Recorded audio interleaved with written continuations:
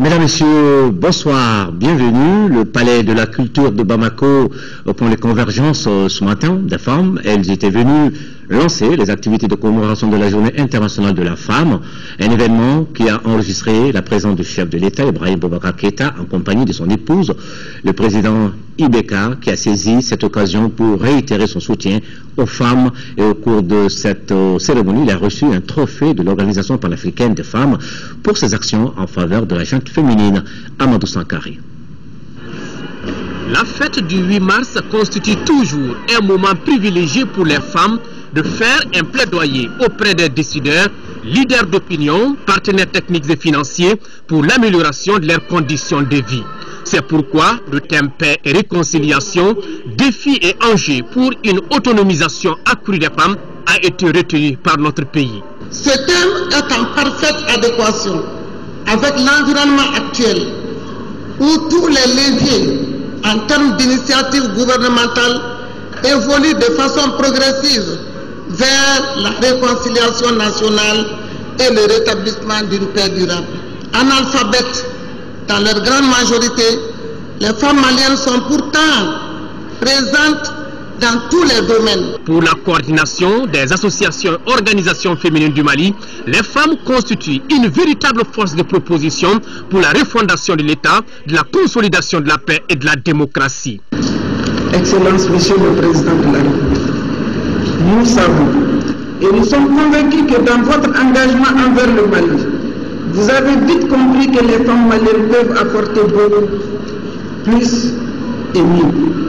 C'est d'ailleurs à ce titre que nous voudrions que vous preniez la décision courageuse face aux hommes et à l'histoire de nous remettre dans notre rôle d'actrice de paix, de cohésion sociale, pour que nous puissions nous sentir citoyennes à part entière de cette nation que nous avons toujours défendue avec loyauté. Les femmes maliennes disent oui pour la paix, oui pour la réconciliation, mais non pour l'impunité. Je ne suis pas un homme de l'impunité. Mais souvenons-nous, chers amis, nous avons signé ce qu'on appelle les accords de Ouagadougou, qui n'a pas signé, mais qui s'impose à Ibeka, chef de l'État du Mali, la continuité de l'État. Dans ce cadre-là, il a été convenu que ceux de nos frères de la rébellion, qui n'auraient pas de sang sur la main, qui ne seraient pas impliqués dans le narcotrafic, devraient être élargis pour qu'on avance vers la paix. J'avance vers la paix, pas vers la démagogie. Tout ce qui peut assurer au Mali la paix au dedans comme au dehors, je le ferai, sans égard pour aucune critique démagogique. Je n'en aurai jamais cure. Ce qui m'importe, c'est ce pays-là, sa présence au monde et son avenir. Et nul ne m'inquiétera de ce chemin. On sait également dans ce pays ma détermination, mon engagement à rendre justice aux femmes. Ce n'est pas un cadeau qu'on vous fait. On vous rend justice. Au plan intellectuel, il n'y a aucun complexe à avoir vis-à-vis d'aucun homme. La femme malienne depuis longtemps est ingénieure, est professeur, est médecin, de très bonnes qualifications. Donc, tous les arguments entendus déjà, quand on veut que dans les partis on fasse de la place aux femmes, c'est un de lister dans peu de fois entendu, mais uniquement pour protéger des postes, et souvent qui seront occupés par des gens qui ne veulent pas ce que valent les femmes qui ont été écartées. Pas du tout, mais pas du tout. Nous avons dit, nous tâcherons de faire en sorte que ce pays soit respecté dorénavant, dans le concert des nations, dans la sous-région, dans la région, en Afrique et dans le monde. Et cela est aujourd'hui. Une délégation de l'Organisation panafricaine des femmes a fait le voyage de Bamako pour célébrer la journée aux côtés de ses sœurs du Mali, avec dans les bagages un trophée pour récompenser un homme pour ses actions en faveur des femmes. Les gens se poseront la question de savoir comment est-ce que nous venons vous honorer, Monsieur le Président de la République, alors que vous venez de prendre le pouvoir? Je voudrais expliquer que durant le cheminement de notre organisation, vous n'avez jamais cessé de nous prodiguer vos conseils et de nous guider dans nos actions. C'est ce qui explique que le 31 juillet, lors du 50e anniversaire de l'Organisation panafricaine des femmes, nous avons décidé, toutes les femmes réunies, de vous attribuer ce prix en reconnaissance pour toutes les actions que vous avez menées en faveur des femmes du Mali et aussi en faveur des femmes africaines. Quand on vous respecte, vous devez à votre tour de respecter. Quand on vous honore, il sied qu'en retour vous honoriez. Je voudrais remercier toutes nos sœurs, toutes nos mères, nos filles, nos épouses, toutes celles qui ont le Mali au cœur, toutes celles qui nous ont fait qui nous sommes aujourd'hui. Car ce fauteuil présidentiel, je ne m'y serais jamais assis sans vous. Et ça, je ne l'oublierai jamais. Je ne suis pas en campagne. Grâce à vous, je suis élu. Et Inch'Allah pour 5 ans. Donc, ce n'est pas un candidat qui est là devant vous et qui, à la manière d'un écrivain, va essayer de vous exhorter de manière démagogique. Non. Ma considération pour vous est consubstantielle à mon être. Autre temps fort de cette cérémonie, c'est la projection de ce film de Fatoumata Coulibaly FC de l'ORTM qui retrace le combat de Feu Sira Diop, l'une des figures emblématiques de la lutte pour l'émancipation de la femme africaine en général et malienne en particulier. La Direction nationale de la promotion de la femme a saisi cette occasion pour lancer la première édition du concours intitulé « À la recherche des pionniers et pionnières bâtisseurs du Mali ».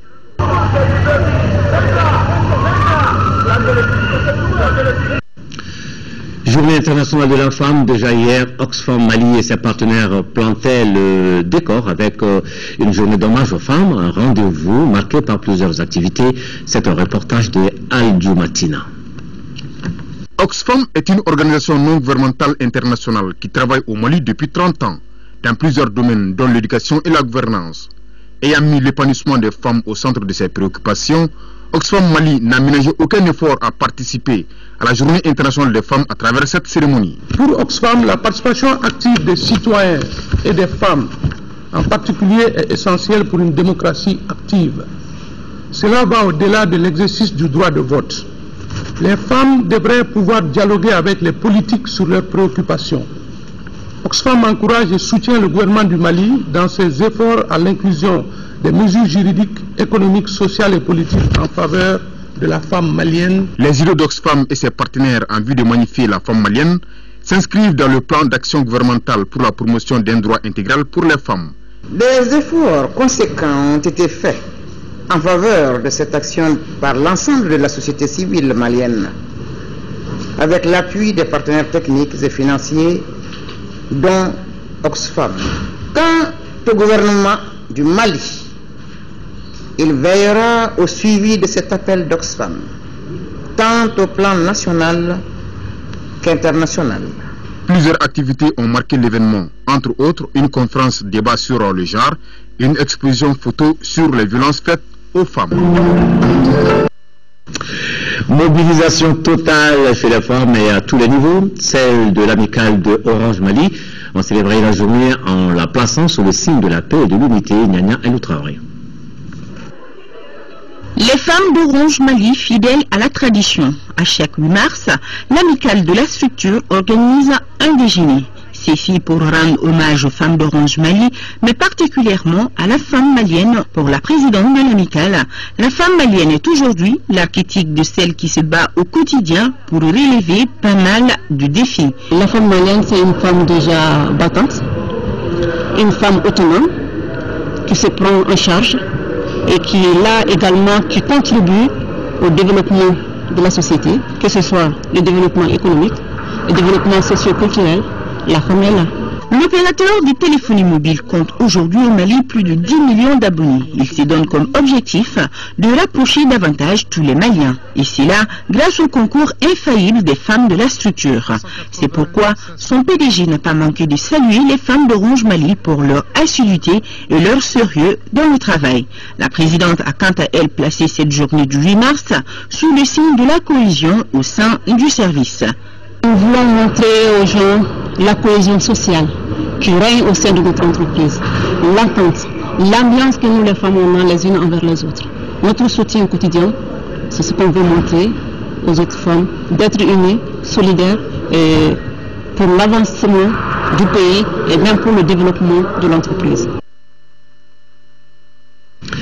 Et le cinéma qui célèbre aussi les femmes avec ce titre, Les Amazones des médias, une réalisation de Maïmouna Koulibaly de Radio Benkan qui tente désormais une aventure dans le 7e art. Et dans cette première production projetée cette semaine à l'Institut français de Bamako, un sujet, le travail des femmes dans les médias. Nous l'écoutons au micro de Cheikh Oumar Sagari. Je me suis sorti. J'ai eu l'idée de ce film en 2007.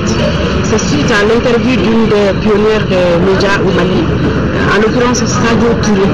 Et quand je l'avais interviewée, elle m'avait fait part des difficultés qu'elle avait rencontrées dans sa vie professionnelle, pas directement liées à son environnement direct, mais à la société qui ne voyait pas d'un bon œil un homme qui osait laisser sa femme voyager en dehors du pays, à l'intérieur du pays.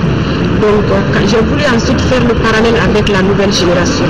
Et je me suis rendu compte que, en fait, le problème demeure.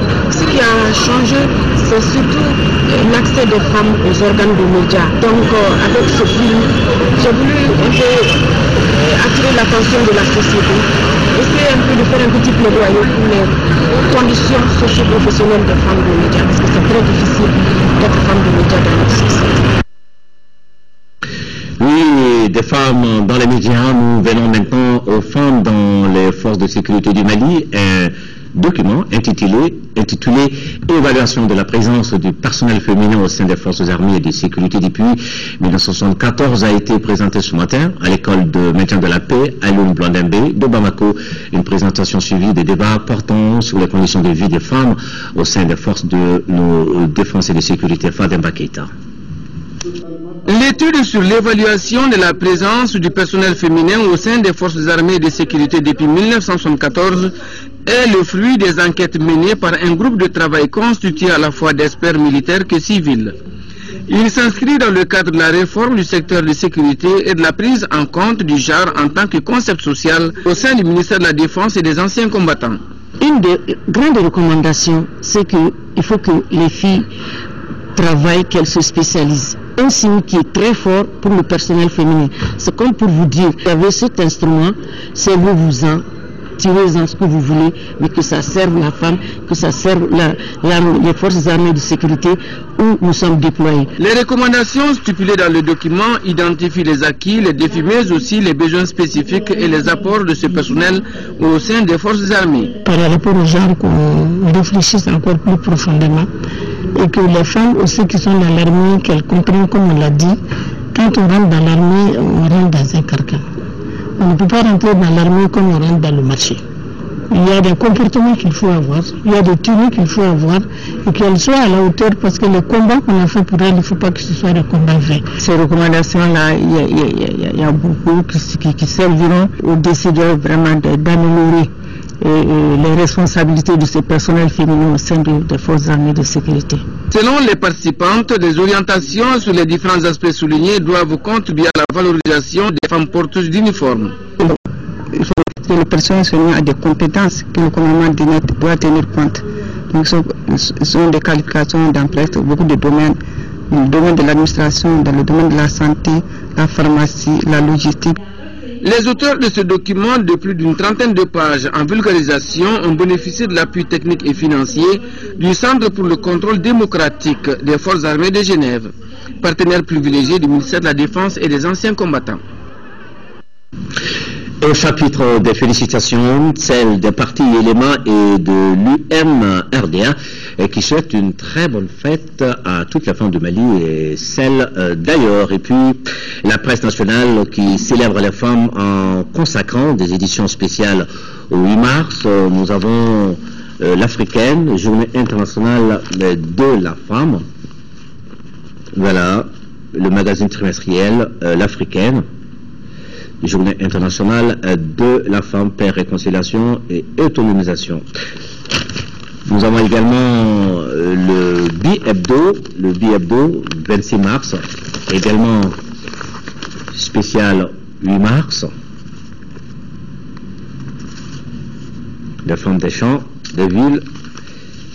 Nous avons aussi le spécial 8 mars 2014, le Guido, l'hebdomadaire d'information générale, le Guido, qui parle également ici des femmes, la promotion des femmes au Mali, des documents à voir avec vous durant cette journée de commémoration du 8 mars.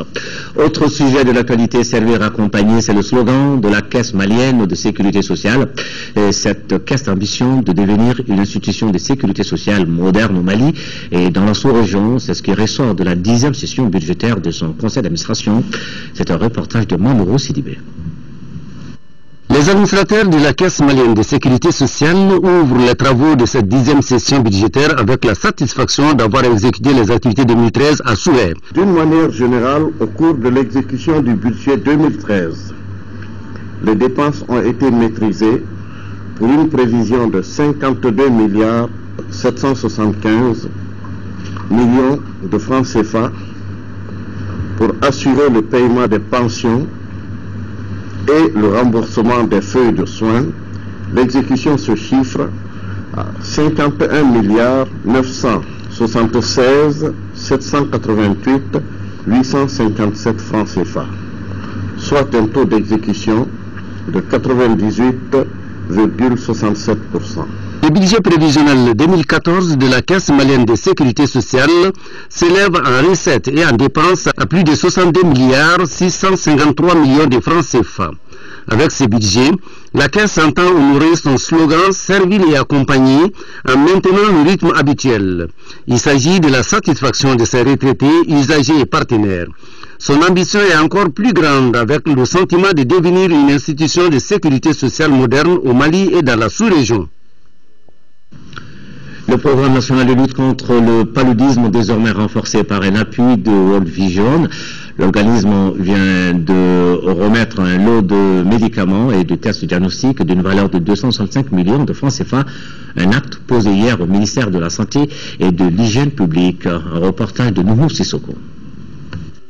Par le don de ces médicaments et de tests diagnostiques rapides pour 265 millions de francs CFA, World Vision Mali renforce les capacités opérationnelles du programme national de lutte contre le paludisme. Il s'agit d'assurer la prévention du paludisme chez les femmes enceintes et le traitement de cette maladie chez les enfants de moins de 5 ans. Parmi les dons, vous avez du Coartem, du sulfadoxine pyrimétamine, du paracétamol et du SD-bioline test diagnostic rapide. Cette année 2014, l'organisation se prépare à contribuer à la mise en œuvre de la chimioprévention saisonnière. Pour le ministre de la Santé et de l'Hygiène publique, l'amélioration de la santé des femmes et des enfants est un axe prioritaire de la politique nationale de santé publique. Je voudrais vous rassurer que tout sera mis en œuvre pour que ce don soit utilisé dans le sens que vous avez souhaité et que je voudrais rappeler qui correspond également à nos préoccupations en ce qui concerne l'atteinte des objectifs du millénaire. World Vision appuie plusieurs secteurs dans notre pays, dont l'éducation, la nutrition, l'assainissement, la sécurité alimentaire. Permettre à Bamako de respirer à plein poumon, c'est possible, mais pas ce qu'il y a aimé, à condition que la ville garde ses espaces publics. Mais voilà, aujourd'hui le constat est amer avec ces chiffres. Il y a de cela 10 ans, le district de Bamako comptait 1759 espaces publics contre aujourd'hui 261. Une situation inacceptable pour le département de l'urbanisme et de la politique de la ville qui vient de réunir diverses sensibilités, et c'est pour mettre en place une stratégie efficace de protection de ces lieux. Daouda Sédiki Diarra. Quelle stratégie faut-il adopter pour protéger les espaces publics? La question préoccupe aujourd'hui le ministère de l'Urbanisme et de la politique de la ville. Le chef de ce département est venu expliquer aux populations de la commune 6 sa stratégie et échanger avec elles. La stratégie, en ce qui concerne la commune 6, de protéger les 43 espaces publics encore disponibles et de faire en sorte que ces espaces publics ne puissent subir aucune atteinte de quelque forme que ce soit. Nous avons 3 directions de protection. La première direction de protection, ça concerne le ministère des domaines et les autorités gouvernementales, c'est de classer ces espaces publics par décret présidentiel. La seconde stratégie de protection, c'est vous. C'est de porter à votre connaissance la liste des espaces publics de vos quartiers respectifs. Sur 1597 espaces publics auxquels comptait le district de Bamako, 367 d'entre eux ont été détournés de leur vocation. Il ne reste plus que 261 espaces dans les 6 communes, dont 43 en commune 6 qu'il faut préserver à tout prix.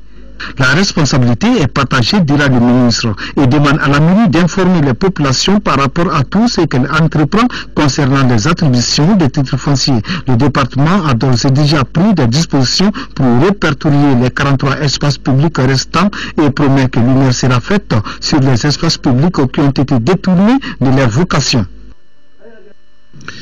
Désormais, offerte aux femmes la possibilité de s'informer, de faire des recherches, et cela dans plusieurs activités, par exemple, leadership féminin, dossier sur les élections, techniques de communication, une opportunité offerte par le centre de ressources du NDI qui vient de lancer ses activités, et cela avec l'appui du Royaume du Danemark.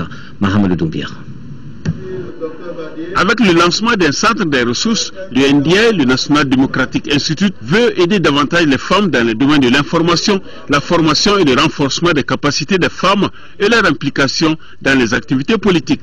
Par l'ouverture de ce centre avec Internet, le NDI vient de connecter les femmes et les filles des partis politiques à tout le Mali, mais également à la région Afrique et au reste du monde.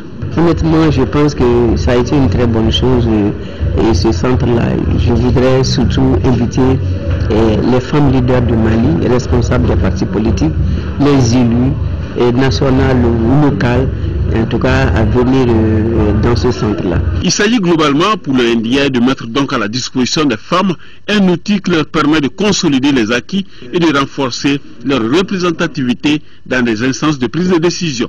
Grâce au partenariat développé entre le NDI et ONU-FEMM Mali, à la veille des élections générales, le NDI a pu apporter une contribution significative à la tenue des élections générales en matière de mobilisation des femmes et de formation des femmes candidates. Les documentations offertes par ce centre des ressources du NDI comprennent essentiellement des ouvrages sur le leadership, les techniques de communication, les dossiers sur les élections, l'histoire politique du Mali, les connexions Internet pour des recherches au profit des femmes. En 5e région, la ville de Djenné vient d'abriter la 3e session du comité de pilotage du programme de développement de l'irrigation dans le bassin du Bani et à Séléngué, PDI, BS. C'était sous la présidence du ministre du Développement rural. Après examen et adoption des différents documents relatifs à la mise en œuvre des activités du programme au cours de l'année 2013, le comité de pilotage a approuvé le programme d'exécution technique et financier de l'année 2014 qui s'élève à environ 24 milliards de francs CFA. C'est un reportage de Yacouba Ambaïga. Pour cette 3e session du comité de pilotage du programme de développement de l'irrigation dans le bassin du Bani et à Séléngué PDIBS, Délocalisé pour la première fois à l'intérieur du pays, il a été surtout question de la revue des progrès réalisés dans l'exécution des activités et dans l'atteinte des résultats attendus par le programme depuis la session précédente. Les membres du comité de pilotage ont également examiné et approuvé le programme d'exécution technique et financière de l'année 2014 qui se chiffre à environ 24 milliards de francs CFA. La mise en œuvre du programme devra nous permettre la construction du site de Djéné et ses ouvrages connexes, l'aménagement à Djéné de 14 000 hectares en submersion contrôlée, l'aménagement de 10 000 hectares de Bourgoutière et de 984 hectares en maîtrise totale à Sarantomo.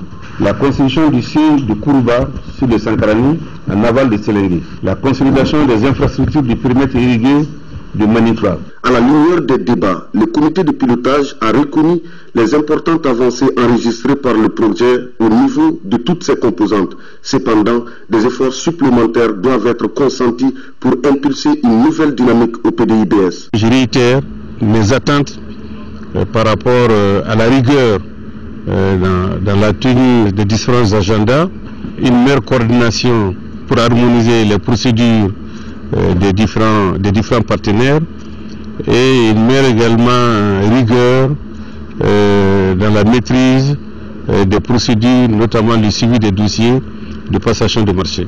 Le docteur Bokari Treta a fait d'une pierre deux coups en allant à la rencontre des différents acteurs de Djéné, histoire de partager avec eux les grandes préoccupations de l'heure.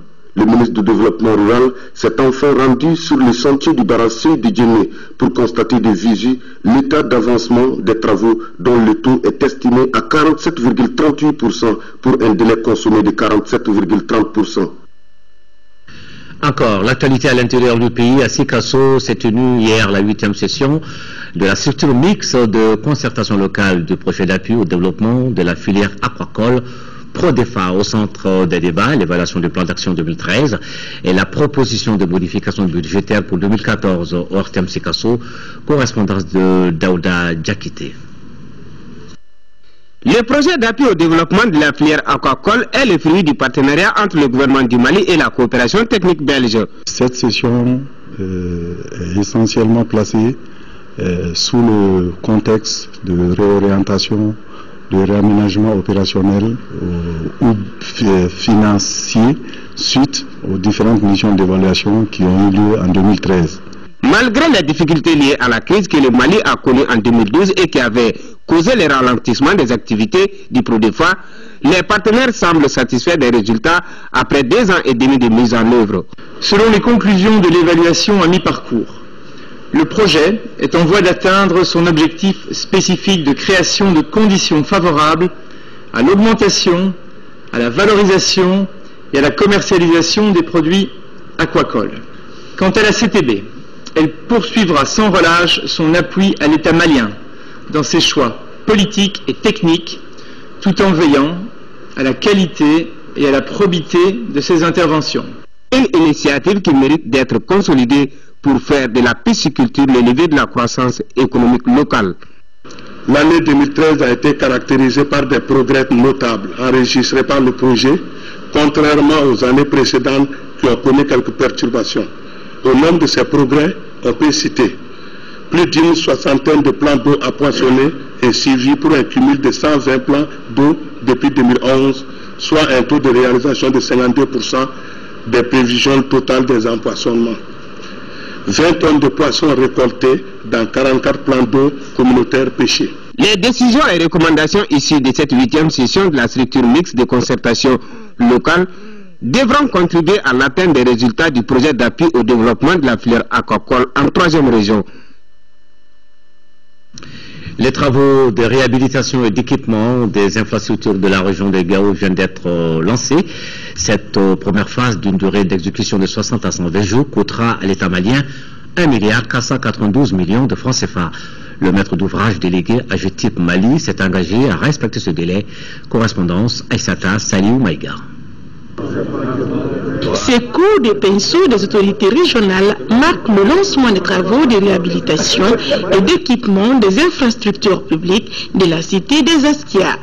Ces projets s'inscrivent dans le cadre du programme d'urgence pour le retour de l'administration au nord du Mali. Pour son exécution correcte, plusieurs phases sont prévues avec des délais qui varient entre 60 et 120 jours. Le lancement de ce projet d'aujourd'hui assurera le retour de l'administration, de la paix, de la quiétude, de la cohésion sociale dans la région. Nous souhaitons que ces travaux se déroulent à la satisfaction de tous les acteurs, signe de la bonne gouvernance de la période post-crise. AGETIP Mali, nous sommes très contents que le gouvernement nous ait fait confiance pour nous confier ces travaux et nous serons à hauteur. Le coût total de cette convention signée par l'AGETIP Mali est estimé à 3,149 milliards de francs CFA sur financement du budget national. Pour cette première phase du projet, 28 lots sont concernés et 25 ont été adjugés. Quant aux 3 autres, ils ont été jugés infructueux. Malgré cet aspect, ils seront relancés dans les prochains jours. Le montant global des lots adjugés est de près d'1,4 milliard de francs CFA. Une place importante a été consacrée aux entreprises locales pour cette réhabilitation des services publics des Gao. Les travaux de la 4e rencontre banque-presse ont pris fin ce matin à Ségou.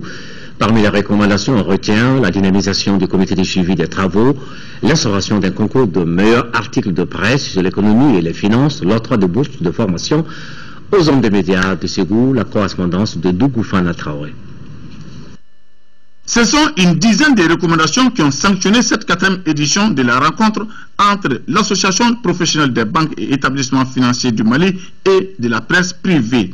Outre la redynamisation du comité de suivi et la mise en place d'un chronogramme d'exécution des différentes recommandations, les participants ont recommandé l'instauration d'un concours de meilleurs articles de presse sur la relance de l'économie et des finances, ainsi que l'organisation des séances de formation sur les mêmes thèmes à l'endroit des journalistes.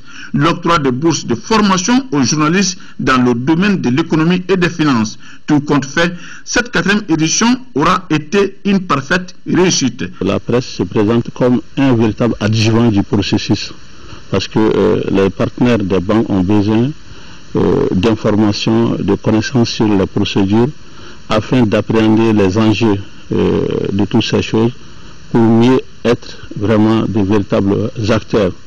Donc quand on dit relance, ça voudrait dire qu'on va injecter l'argent et cet argent doit permettre d'avoir des résultats sur le terrain. Accompagner la presse dans la relance de l'économie malienne après la crise de 2012 et 2013 est une obligation pour les banques. Nous avons réfléchi et proposé des outils d'analyse et d'appui et d'accompagnement que les banques peuvent être amenées à proposer, n'est-ce pas, à l'ensemble de ces agents économiques, de façon à relancer leur économie, la reprise de leur activité. Et cette reprise de l'activité de ces entreprises-là, qui va créer la richesse, qui va contribuer à accroître les revenus nationaux, à combattre le chômage. Auparavant, Shahana Takiyou, vice-président du groupement patronal de la presse écrite, avait vivement salué le partenariat banque-presse.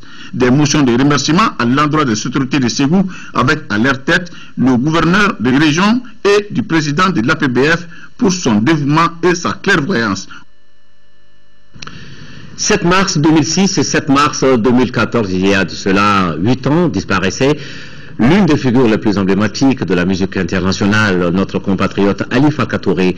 Et pour commémorer le 8e anniversaire de sa disparition, la fondation qui porte son nom a organisé hier vendredi son traditionnel hommage annuel. Un événement, plusieurs activités, un thème le mérite. Cette année, l'innovation majeure était l'inauguration d'un monument dédié à l'artiste, une exposition photo et de ses œuvres, et bien évidemment le méga concert, la synthèse de cette journée riche et variée. Dans ce dossier signé Modibo Soirée.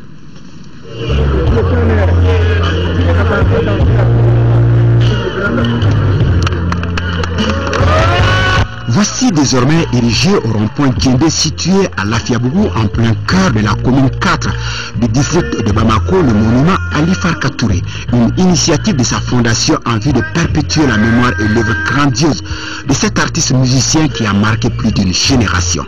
Il ne fait aucun doute que nous mesurons la portée d'un tel édifice dans notre commune et nous sommes convaincus que les autorités communales et les citoyens ne ménageront aucun effort pour son entretien. Plus qu'un bijou, l'œuvre qui est financée par Ali Farka Touré Foundation, dirigée depuis bientôt 2 mois par son fils, a coûté plus de 6 millions de francs CFA. J'adresse mes sincères remerciements aux autorités de la République du Mali pour avoir accepté l'implantation de ce monument qui fixe à jamais l'œuvre de l'artiste dans la mémoire collective des Maliens. Ali Farka Touré, de son vivant, a tout donné à son pays, à l'Afrique, à travers ses multiples œuvres musicales de par le monde. Ses amis se félicitent de ce monument grandeur nature dédié au musicien Ali, aux paysans, bref, à monsieur le maire de Niafinké. Nous avons déjà érigé un monument à la mémoire d'Ali Farka Touré dans nos cœurs. Mais il est heureux aujourd'hui que physiquement, ce monument puisse permettre à ceux qui ne l'ont pas connu et à tous les passants autour de cette place de se rappeler ce que fut ce géant de la culture malienne. D'un lieu à un autre, juste après l'inauguration de l'édifice, le public a convergé vers la galerie Médina en face de l'ESICA pour le vernissage de l'exposition photo, les œuvres musicales et autres effets personnels de Ali Farka Touré, un projet mûri par la Médina depuis 8 ans. La partie photo, évidemment, qui fait le tour, aussi bien les archives de famille, les archives de la fondation et les différents photographes qui nous ont fourni ces œuvres. Ça, c'est le côté photo, et évidemment, il y a une partie muséale. C'est cette anticipation, c'est pour créer demain le musée Ali Farka Touré. À travers l'expo, le mérite de l'artiste est encore au rendez-vous de cette grande journée commémorative soutenue par le gouvernement du Mali. Bon, ce qui m'a marqué, c'est surtout les objets traditionnels qu'il portait. J'étais très surpris de voir qu'il avait les chaussures fabriquées par les artisans locaux, les chaussures que portaient les cavaliers, que portent toujours les cavaliers au nord. Donc ce sont vraiment des objets que je reconnais, que j'ai vus à l'enfance. Et c'est aussi les 3 Grammy Awards qui constituent quand même de véritables monuments qui pourrait faire pâlir de jalousie n'importe quelle grande star du monde. Bon, vraiment, ce sont des images merveilleuses depuis le début, son enfance, comment tout a commencé et bon, les différents restes de son parcours, ça a été très intéressant. Après cette expo qui est ouverte jusqu'au 7 avril prochain, retour à la case départ, au monument Ali Farka Touré, cette fois-ci en soirée. Ici, les artistes avaient donné rendez-vous au public pour un méga concert en hommage à Farka. Sur le podium, une pléiade d'artistes chante et danse Ali. Oumou Sangare, Amadou Bagayoko, Baba Salah, Master Soumi, Kari Koulibaly, le groupe Amana de Kidal, Babani Kone et bien d'autres sous la houlette de Barou Diallo et Toumani Diabaté, 2 compagnons musicaux de ce grand Manitou de la musique malienne, toute génération confondue. C'est pas seulement Ali qui est célébré ici, c'est la culture malienne. Donc c'est tout le Mali. Je remercie tout le monde, je remercie les artistes qui ont fait le déplacement et même les étrangers. À travers cette série d'activités socio-culturelles, nous pouvons dire que Ali Farka Touré Foundation a gagné son pari qui est de perpétuer à jamais la mémoire et l'œuvre grandiose du triple Grammy Award Ali Farka Touré. Voilà, 8e anniversaire de la disparition de Ali Farka Touré, le triple Grammy Award. Une journée très dense, présidée par le ministre de la Culture, Bruno Maïga. Et nous restons dans la dimension culture de cette édition, l'Institut français de Bamako, qui a abrité hier un de ses plus beaux spectacles en représentation théâtrale, avec la tête du Gombo pour 2 légumes, une pièce du dramaturge togolais Alfred Dogbe, mise en scène par Fatoumata Koulibaly, dite FC du Mali, une comédie qui traite de la problématique de la succession au pouvoir. Était présent dans la salle le ministre de l'Emploi et de la Formation professionnelle et celui de la Culture. C'est un reportage de Moussa Tidjani Kanté. Du Gombo pour 2 légumes, une pièce théâtrale du dramaturge togolais Alfred Dobé. Une comédie traitant de l'actualité africaine marquée par toutes sortes de crises liées à l'identité et surtout ethnique, à la légitimité et au partage des biens. Du Gombo pour 2 est une mise en scène de la brave Fanta Koulibaly, comédienne et metteur en scène. Véritable défi dans un milieu où les femmes se font rares. Dans le domaine de la mise en scène au Mali, il y a un vide du côté des femmes. Donc je me suis dit qu'il est temps qu'on relève ce défi. C'est pour ça que je me suis lancé dedans. Nous avons les mêmes compétences. Donc pour moi, un metteur en scène, que ce soit un homme ou une femme, c'est la même chose.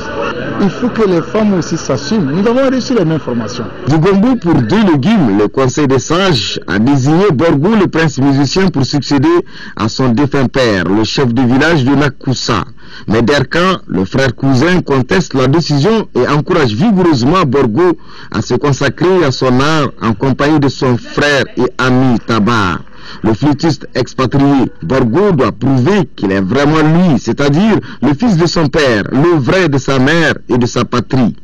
Une pièce qui traite aussi un sujet d'actualité. Les comédiens, dont certains étaient vraiment des amateurs, ont bien donné. Je retiens aussi, chaque fois que je suis une pièce de théâtre, c'est plus les leçons, notre comportement dans la société. La nécessité pour la Malienne et pour le Malien d'être solidaire. Le public de l'Institut français de Bamako découvre des comédiens talentueux de la troupe Djigia, une compagnie d'acte 7. Des scènes faites par une femme malienne, je dirais, parce que j'ai assisté à beaucoup de mises en scène faites par des femmes, par ailleurs. Avec l'accompagnement dont elle bénéficie auprès des grands metteurs en scène qu'elle connaît, que je ne citerai pas ici, elle fera un bon chemin. Une pièce théâtrale à voir absolument. Voilà du Gombo pour 2 légumes, une représentation théâtrale à voir donc, c'était vendredi dernier au Centre culturel français de Bamako, l'Institut français de Bamako. Maintenant le sport, hippisme, une assemblée générale extraordinaire qui s'est tenue ce matin à la maison de la presse. Au cours de la session, un nouveau bureau a vu le jour avec à sa tête Mohamed Aïdara, témoin de cette assemblée pour l'ORTEM, Abdul Karim Kaba. Voici son reportage. C'est désormais Mohamed Aïdara qui est tenu à la tête de la Fédération malienne de hippisme pour un mandat de 4 ans. Avec un bureau de 23 membres et 9 présidents d'honneur, l'actuel président Aïdara et les siens l'emportent grâce au vote de 9 voix présentes sur 10 ligues qui compte l'instance suprême de la course hippique. C'est sous le signe de la paix et de la réconciliation que Mohamed Aïdara place son mandat. Je voudrais ici prendre l'Assemblée à témoin. Je ferai tout ce qui est dans mes possibilités, tout ce qui est dans mes pouvoirs, de faire en sorte qu'on ait des courses dignes de ce nom ici, et que les ligues qui ont bien voulu nous mettre à la tête aujourd'hui de la fédération soient fiers de nous. Je ferai en sorte que tout le monde puisse avoir des courses normales dans sa localité, et que plus jamais ce qu'on a vécu ici à Bamako, qu'on ne le revive plus jamais. Selon le nouveau président, c'est la volonté de la majorité qui a prévalu à ce rendez-vous. C'est à la demande des ligues qui ont décidé de convoquer cette assemblée extraordinaire pour pouvoir mettre en place le nouveau bureau. Normalement, le mandat du bureau, c'était le 5 décembre, mais ils avaient le droit de rester en poste jusqu'au 31 décembre 2013. C'est-à-dire à la fin de l'année civile. Les 9 ligues qui ont pris part à cette assemblée générale extraordinaire sont Kaï, Balé, Trunkumbe, Nyoro, Dili, Nara, Ségou, Bankas et Koro. Maintenant du football avec l'AS Real qui s'est qualifié cet après-midi pour le 8e de finale de la Ligue des Champions, cela malgré la défaite 0-1 face à Enyimba du Nigeria. Les Scorpions passent grâce à une attaque favorable, 2-1 à l'aller. Le résumé de cette rencontre avec Al-Djouma Tina. Le match retour de l'AS Real de Bamako contre le Nigérian d'Enyimba n'a pas été facile pour les nôtres, car c'est une équipe revancharde nigériane enthousiaste et déterminée que les Noirs et Blancs de Bamako vont avoir en face. Enyimba, qui devait marquer 2 buts sans encaisser pour se qualifier, va avoir l'ouverture du score de façon inespérée à la 23e minute par Bala Zaka, dont la frappe de 27 mètres ne laisse aucune chance à Almami Sogouba. 1-0 score à la mi-temps. L'inquiétude va ainsi gagner les nombreux supporters présents au stade Omnisport, puisqu'en cas d'un deuxième but nigérian, c'est Enyimba qui se qualifie. Finalement, il y aura plus de peur que de mal, car le score restera inchangé jusqu'au coup du sifflet final. L'AS Real se qualifie pour le 8e de finale de la Ligue des Champions, malgré la défaite. On avait en face de nous une très grande équipe, je l'ai dit avant. C'est des équipes qui ont de l'expérience et tel n'est pas le cas du Real de Bamako. Il faut que les gens comprennent. Nous avons une équipe jeune, en majorité des jeunes joueurs qui, pour la première fois, jouent le championnat national du Mali, à plus forte raison la Ligue des Champions. Malgré l'inexpérience, Si on parvient à se qualifier, je pense que je ne sais pas qu'est-ce qu'il faut dire encore. Une très grande fierté pour tous les dirigeants, tous les sportifs et tous les supporters du Real. On vient de faire tomber une deuxième grande équipe d'Afrique après les phares du Rabat. Enimba est détenteur de 4 Coupes d'Afrique, 2 Coupes de Ligue des Champions et 2 Coupes CAF. Donc c'est un grand monument du football africain. En huitième de finale, l'AS Real jouera le qualifié de la rencontre Espérance sportive de Tunis, Gormaya du Kenya, prévu ce dimanche.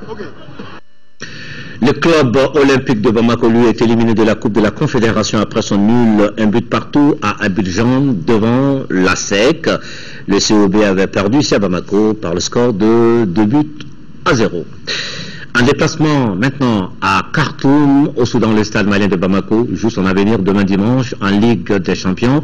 16e de finale, retour contre Al-Hilal. À l'aller, les Blancs de Bamako avaient été contraints au nul, 0 partout. Un sursaut d'orgueil s'impose aux hommes de l'entraîneur Pascal Janet.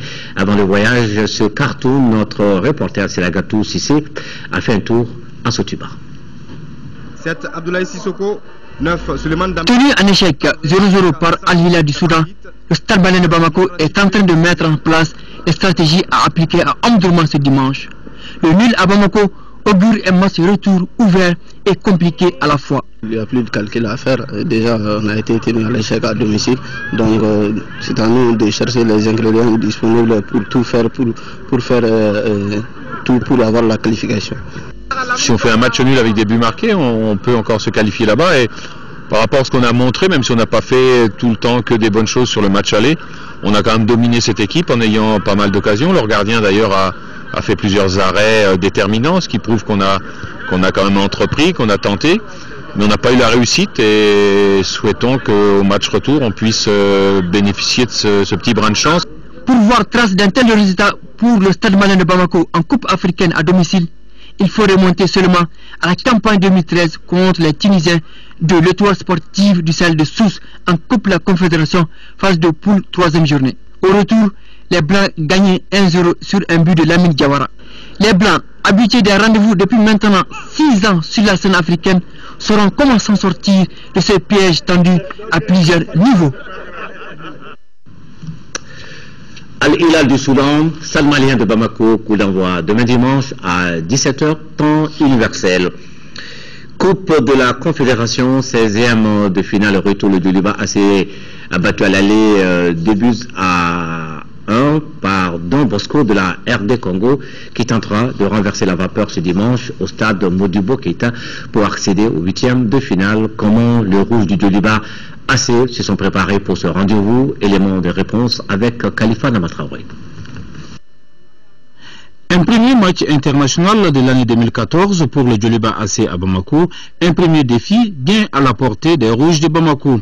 Battu le week-end dernier à Lumumbashi par le cercle sportif Don Bosco, le Djoliba se doit de hausser son niveau de jeu, cela afin de réussir l'unique but nécessaire pour la qualification au prochain tour. Les atouts ne manquent pas du côté des Rouges. On a tous les avantages, on a l'avantage du public, du terrain, on va faire tout pour gagner ces matchs ici et se qualifier. On aurait pu revenir avec un nul au minimum, mais c'était l'arbitre qui a voulu que ça soit autrement. Où on a préparé l'équipe sur le plan psychologique, on a préparé aussi l'équipe sur le plan tactique. Toute l'équipe, tout le groupe est présent, et il n'y a pas de blessure, alhamdoulilah. La mobilisation est grande du côté de Hermakono afin que le club retrouve la phase des poules d'une compétition dont il a joué la finale en 2012. L'espoir est bien permis face au club dirigé par le technicien sénégalais Lamine Diaye qui possède cependant la meilleure attaque avec 16 buts de la poule B de son championnat derrière le tout-puissant Mazembe.